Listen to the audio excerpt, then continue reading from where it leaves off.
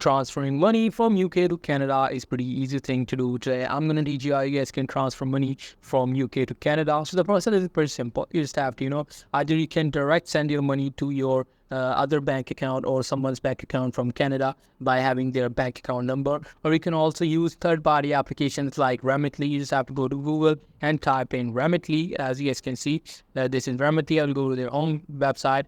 This is how it will look. You just have to create an account first. After creating an account, this is how it should look. Now here you simply have to select your home country as United Kingdom, and after that it will just take some time to set that. And after that you just simply have to select send money to as your Canada. So let me just search Canada, and this is the Canada is. And now as you guys can see, what it will do is it will change the receiver to Canada and the sender to United Kingdom. And what it will do is after that it will ask you to attach your bank, and it will directly send money from your bank account to others' bank account, which you will be adding in the process as well. So that's pretty much it. That's how you guys can send money from United Kingdom to Canada. I hope you guys find this video helpful.